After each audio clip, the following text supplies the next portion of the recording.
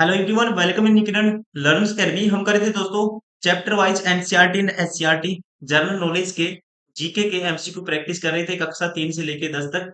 BPSC का exam हो, कोई भी बिहार का कोई भी एग्जाम हो, बिहार शिक्षक का एग्जाम हो, ठीक है, या कह सकते हैं दोस्तों बिहार पुलिस का, बिहार स्टाफ सिलेक्शन का, बिहार लाइब्रेरियन का, एएसओ का, कोई भी एग्जाम हो बिहार का, एनीथिंग कहीं ना कहीं क्वेश्चन पूछे गए हैं स्पेशली बीपीएससी और बिहार शिक्षक में। और जो बेस्ड है मोस्ट इम्पोर्टेंट दोस्तों एनसीईआरटी और एससीईआरटी के ऊपर, ठीक है। ऐसा नहीं है कि क्वेश्चन कहीं से भी जनरल क्वेश्चन कहीं से यूट्यूब पे आप पढ़ लेते हो, वो वाले क्वेश्चन नहीं है ये क्वेश्चन दोस्तों वो है जो डायरेक्टली रिलेटेड है आपकी परीक्षाओं से, ठीक है, आपके एग्जाम से जो डायरेक्टली रिलेटेड है, जो क्वेश्चन कहीं ना कहीं पूछे गए हैं, पूछे जा सकते हैं। इस वीडियो में रहने वाले हैं साइंस के कक्षा 10 के एनसीईआरटी एंड एससीईआरटी, वो साइंस के ऊपर बेस्ड वो सारे क्वेश्चन दोस्तों जो इन अध्यायों से बन सकते हैं, ठीक है। ये अध्याय आप देखो कितने अध्याय हैं, हर अध्याय से हमने वो क्वेश्चन उठाए हैं। जैसे अध्याय 2 में 5 क्वेश्चन है, उसमें से 2 क्वेश्चन वो उठाए हैं जो इंपॉर्टेंट है, जो क्वेश्चन दोस्तों आपके एग्जाम में पूछे गए हैं विगत परीक्षाओं में। तो चलिए अभी स्टार्ट करते हैं। ये है कक्षा 10 NCERT and SCERT based science के वो सारे एमसीक्यू जो आपके एग्जाम में पूछे जा सकते हैं या पूछे गए हैं।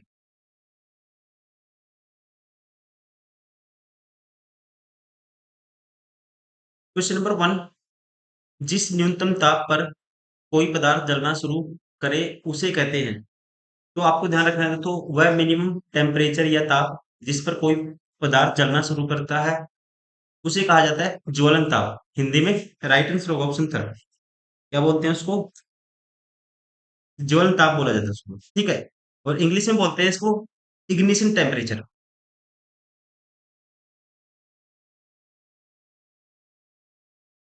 क्वेश्चन नंबर 3, निम्नलिखित में से कौन ऊष्माक्षेपी अभिक्रिया का उदाहरण है? तो आप ध्यान रखेंगे सबसे पहले पता होना चाहिए आपको ऊष्माक्षेपी अभिक्रिया वो क्रिया होती है, ध्यान रखना आपको, जिसमें ऊष्मा निकलती है। क्या निकलती है दोस्तों? ऊष्मा निकलती है। और इसके उल्टा जिस रासायनिक अभिक्रिया में ऊष्मा का अवशोषण या एब्जॉर्प्शन होता है उसे बोलते हैं ऊष्माशोषी।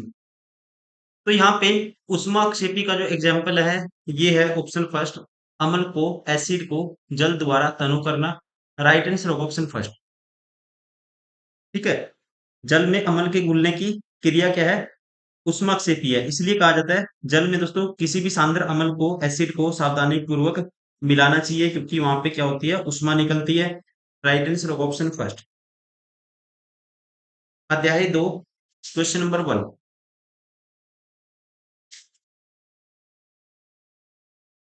निम्न में से कौन एक अम्ल है?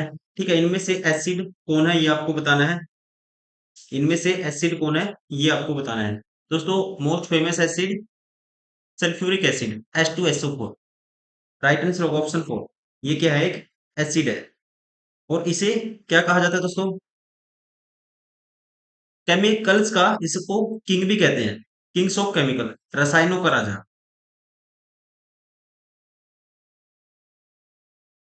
क्वेश्चन नंबर 3, निम्न में कौन एक बसम नहीं है दोस्तों? कौन है जो एक क्या नहीं है? बसम नहीं है। सबसे पहले आपको पता होना चाहिए बसम वो प्रोडक्ट या वो पदार्थ होते हैं जो जल में घुलकर हाइड्रोक्साइड आयन मतलब OH नेगेटिव आयन प्रदान करेंगे, ठीक है। और एसिड से अभिक्रिया कर लवण और जल बनाएंगे। और इनमें से बताना है कौन सा है वो, मतलब जो OH आयन नहीं देगा दोस्तों, ठीक है। तो डायरेक्टली कह सकते हैं OH देखो इसमें प्रेजेंट नहीं है हाइड्रोजन सल्फाइड में। राइट आंसर होगा ऑप्शन 4।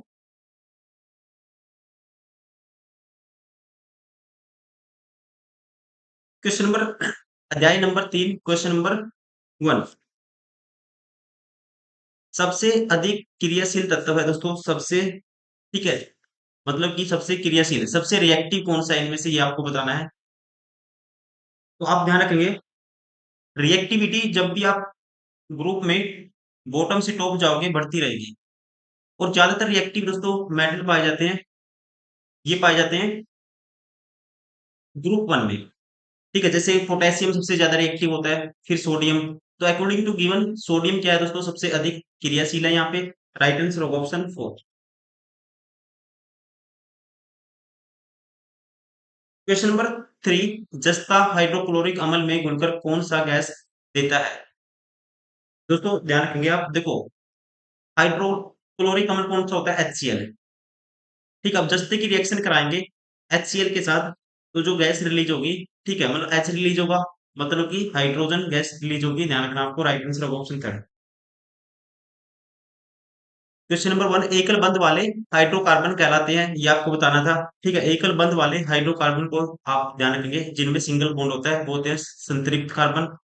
ठीक है, संतृप्त हाइड्रोकार्बन। और जिनमें डबल या ट्रिपल बॉन्ड होते हैं दोस्तों, उसे बोलते हैं असंतृप्त।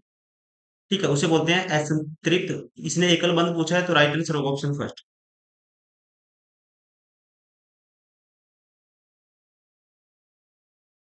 क्वेश्चन नंबर थ्री, एल्कीन का सामान्य सूत्र है।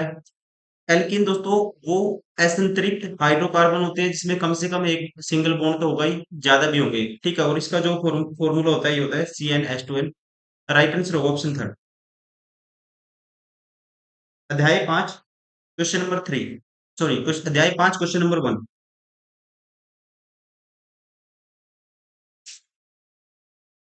निम्न में कौन सा संक्रमण संक्रमण तत्व है? दोस्तों कौन सा संक्रमण तत्व है, ये आपको बताना है। निम्न में कौन सा संक्रमण तत्व है? संक्रमण तत्व में दोस्तों बहुत सारे आते हैं। अकॉर्डिंग टू गिवन ऑप्शन, यहाँ पे राइट आंसर होगा ऑप्शन फोर। आयरन क्या है? एक संक्रमण तत्व, इन्फेक्टियस एलिमेंट। राइट आंसर होगा option four. Question number three, सबसे क्रियाशील हैलोजन है। तो आप ध्यान रखेंगे जो फ्लोरीन है, फ्लोरीन क्या है? सबसे क्रियाशील दोस्तों, सबसे रिएक्टिव हैलोजन है ये। ठीक है, ध्यान रखेंगे आप। और इस तत्व को, एलिमेंट को कमरे के तापमान पर रखने पर यहाँ पीले रंग की गैस के रूप में ये बदल जाता है। राइट आंसर होगा दैट इज फ्लोरीन। अध्याय 6, क्वेश्चन नंबर वन।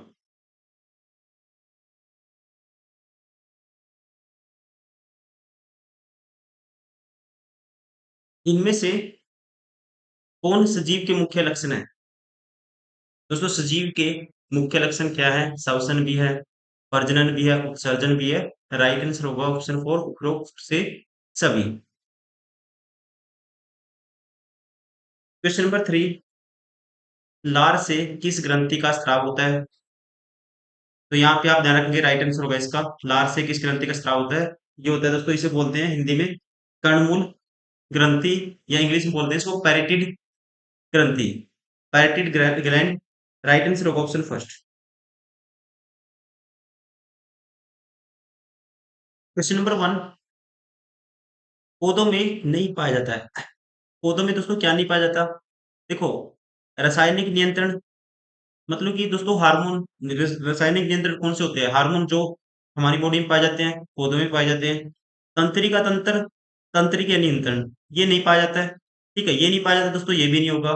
तो वैसे तो राइट आंसर होना चाहिए यहाँ पे इसका, ये दोनों नहीं पाए जाते। तो इसने बोला पौधों में नहीं पाया जाता है, तो अब हम ऑप्शन इसको करें या इसको करें? अकॉर्डिंग टू बुक, इसका आंसर ये है दोस्तों। ठीक है, ये विगत परीक्षा में पूछे गए थे, एग्जामिनर के अकॉर्डिंग भी इसका आंसर यही था। तो आप देख लेना। ठीक है, इस पे मुझे डाउट है, आप देख लेना। देखो ये दोनों नहीं पाए जाते। ठीक है, पादपों में न तो तंत्रिका तंत्र और न ही पेशियां, या कह सकते हैं तंत्रीय तंत्रिकीय नियंत्रण, ये दोनों नहीं होते। राइट आंसर होगा यहाँ पे कौन सा? ये दोनों। ठीक है, राइट आंसर होगा यहाँ पे ये दोनों।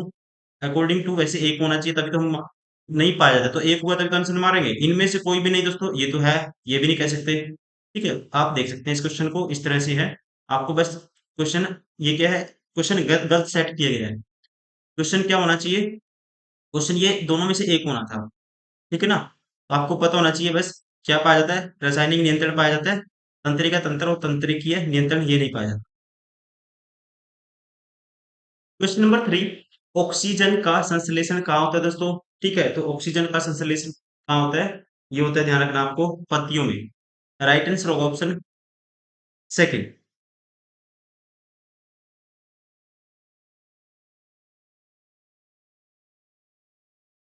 क्वेश्चन नंबर वन, अध्याय आठ। पुष्प के नर भाग को कहा जाता है। उसके दोस्तों नर बाघ को कहा जाता है, तो यहाँ पे राइट आंसर होगा, इसे बोलते हैं पुंकेसर। ठीक है, या कह सकते हैं अकॉर्डिंग टू उमंग, इसको भी पुंकेसर ही बोला जाता है। राइट आंसर होगा ऑप्शन सेकंड। क्वेश्चन नंबर 3, पौधों के मादा भाग को क्या कहा जाता है दोस्तों? पौधों के मादा भाग को दोस्तों बोला जाता है, ध्यान रखेंगे आप, यहाँ पे राइट आंसर होगा ऑप्शन 4, जायांग। ठीक है, फूल का मादा प्रजनन हिस्सा क्या है? जायांग के रूप में जाना जाता है, और ये स्वोलेन, आधार, अंडाशय, पराग, ग्रैंडसिल, टिप, कलंक और ग्रह के अन्य महिला प्रजनन भागों से मिलकर बनता है। ध्यान रखेंगे, राइट आंसर होगा ऑप्शन 4, जायांग। अध्याय 9, क्वेश्चन नंबर 1, जैव विकास को सबसे पहले किसने समझाया? जैव विकास को दोस्तों सबसे पहले किसने समझाया? तो इनका नाम है साइंटिस्ट का, ये था लेमार्क। राइट आंसर होगा ऑप्शन फर्स्ट। किसने सुझाया था, समझाया था? लेमार्क ने। क्वेश्चन नंबर 3, किसी जीव का जीनी संरचना उस जीव का क्या कहलाता है? किसी जीव का दोस्तों जीनी संरचना उस जीव का क्या कहलाता है? तो उस जीव का ये कहलाता है, राइट आंसर होगा option third, that is called genotype.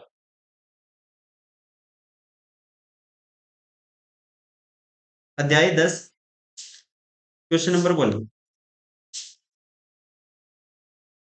अवतल दर्पण को कहा जाता है दोस्तों? अवतल दर्पण को कहा जाता है, अवतल का मतलब है कॉनकेव मिरर। कॉनकेव मिरर दोस्तों ये होता है कन्वर्जिंग मिरर, लाइट को क्या करता है? कन्वर्ज करता है। ठीक है, तो यहाँ पे राइट आंसर होगा, कन्वर्जिंग को बोलते हैं इंग्लिश में अभिसारी। राइट आंसर होगा ऑप्शन सेकंड। क्वेश्चन नंबर 3, उत्तल दर्पण पर बना प्रतिबिंब होता है, तो यहाँ पे इसका राइट आंसर होगा, ये बनाता है हमेशा सीधा और वस्तु से छोटा। राइट आंसर होगा ऑप्शन सेकंड। अध्याय 11, क्वेश्चन नंबर 1,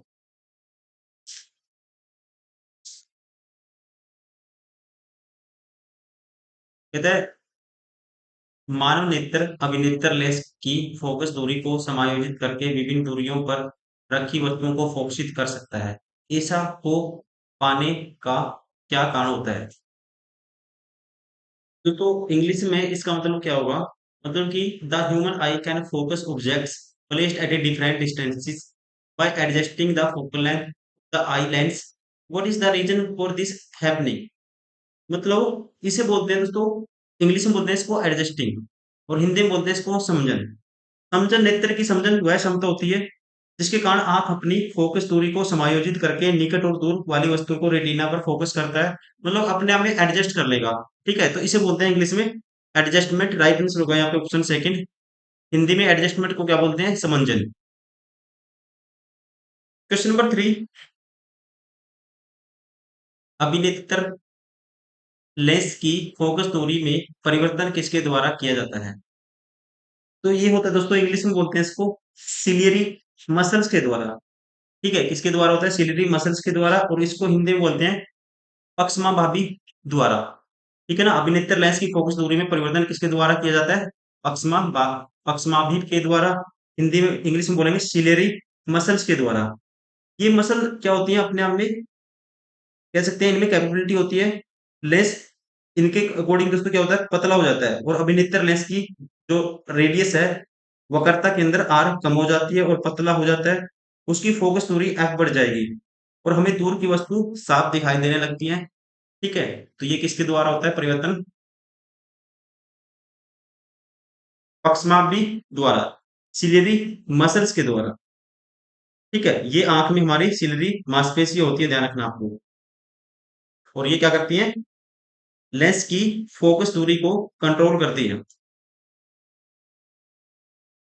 अध्याय 12, क्वेश्चन नंबर 1, विद्युत धारा प्रवाह के लिए जिम्मेदार गतिशील कण है। विद्युत दोस्तों धारा के लिए क्या है? विद्युत धारा क्या है? Flow of electron. ठीक है, राइट आंसर होगा यहाँ पे ऑप्शन 4। क्वेश्चन नंबर 3, विभवांतर का ऐसा ही मात्रक है दोस्तों, मतलब वोल्टेज, वोल्टेज हम मापते हैं किसमें, वोल्ट में। राइट आंसर होगा ऑप्शन 4। अध्याय 13, क्वेश्चन नंबर 1। चुंबक बनाने में किस तरह के पदार्थ का उपयोग किया जाता है दोस्तों? मैग्नेट बनाने में कौन से पदार्थ का उपयोग किया जाता है, ये आपसे पूछा है। तो यहाँ पे यूज होता है किसका दोस्तों, ध्यान रखना आपको, आयरन का, लोहे का। ठीक है, किसका यूज होता है, लोहे का।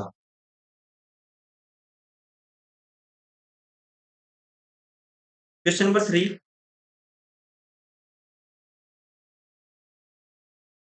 विद्युत चुम्बकीय प्रेरण की खोज किसने की थी? विद्युत चुम्बकीय दोस्तों प्रेरण की खोज किसने की थी? तो यहाँ पे आएगा, ये था ऑप्शन थर्ड, फेराडे ने। ठीक है, इसे बोलते हैं इलेक्ट्रोमैग्नेटिक इंडक्शन। इसकी खोज की थी दोस्तों माइकल फेराडे ने। राइट आंसर होगा ऑप्शन थर्ड। अध्याय 14, क्वेश्चन नंबर 1। दहन कर उष्मा प्रदान करने को कहते हैं। ठीक है, दहन कर मतलब जलाकर उष्मा प्रदान करने को दोस्तों, उष्मा देने को, हीट देने को क्या कहा जाता है, ये आपसे पूछा गया है। तो इसे कहते हैं, that is called exothermic reaction. ठीक है, क्या बोलते हैं दोस्तों, एक्सोथर्मिक मतलब एक्सोथर्मिक रिएक्शन है। इसमें क्या होगी, हीट रिलीज होगी, उष्मा निकलेगी। और कहते हैं, करने को कहते हैं यहाँ पे अकॉर्डिंग टू, हीट निकलेगी। ये क्या होता है दोस्तों, एक प्रकार का कह सकते हैं ईंधन होता है। ठीक है, ईंधन क्या हो सकता है, जैसे ठोस हो सकता है, द्रव हो सकता है, सॉलिड, लिक्विड, गैस, कुछ भी हो सकता है। दहन होने के बाद क्या होगी, हीट निकलेगी। ठीक है, तो दैट इज कोल्ड, इस पे काम करेगा एक्सोथर्मिक रिएक्शन के ऊपर। ठीक है, तो उसे कहेंगे ईंधन। अकॉर्डिंग टू लॉजिकली कह सकते हैं, right answer of option first. Question number 3। इनमें से कौन ऊर्जा का नवीकरणीय स्रोत नहीं है? देखो, नवीकरणीय ऊर्जा के स्रोत कौन कौन से होते हैं, जैसे सौर ऊर्जा, पवन ऊर्जा, ज्वारीय ऊर्जा, ये सब होते हैं आदि।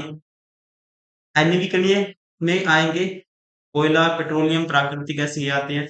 तो यहाँ पे राइट आंसर होगा कौन सा नहीं है इनमें से, सूर्य क्या है दोस्तों, अनवीकरणीय स्रोत नहीं है। राइट आंसर होगा ऑप्शन 4। अध्याय 15, क्वेश्चन नंबर 1। पर्यावरण के अंतर्गत आते हैं। पर्यावरण के दोस्तों अंतर्गत वायुमंडल भी आता है, जलमंडल भी आता है, स्थलमंडल भी आता है। राइट आंसर होगा ऑप्शन 4। ठीक है, ये सारे के सारे आते हैं, ध्यान रखने। Question number 3। जीवमंडल में स्वपोषित संरचनात्मक एवं कार्यात्मक इकाई को क्या कहा जाता है? तो इसको बोलते हैं, राइट आंसर होगा यहाँ पे ऑप्शन थर्ड, पारिस्थितिकी तंत्र। ठीक है ना, क्या बोलेंगे, पारिस्थितिकी तंत्र इसको बोला जाएगा। सभी जीव अपने वातावरण के साथ एक विशिष्ट तंत्र का निर्माण करते हैं, जिसे क्या बोलते हैं, पारिस्थितिकी तंत्र, इसको बोला जाता है इकोसिस्टम। ठीक है ना, जीवों और वातावरण के इस संबंध को दोस्तों क्या बोलता है, ध्यान रखना आपको, पारिस्थितिकी तंत्र कहा जाता है। और इसकी जो डेफिनेशन दी थी, ये दी थी 1965 में। ओडम ने इसकी डेफिनेशन दी थी, पारिस्थितिक के लिए प्रकृति की संरचना तथा कार्यों का अध्ययन, नाम नहीं, इसकी क्या थी, परिभाषा थी, और ये दी थी ओडम ने। ठीक है, तो जीवमंडल में संकोचित संरचनात्मक एवं कार्यात्मक इकाई को क्या कहा जाता है, पारिस्थितिकी तंत्र। राइट आंसर होगा ऑप्शन थर्ड।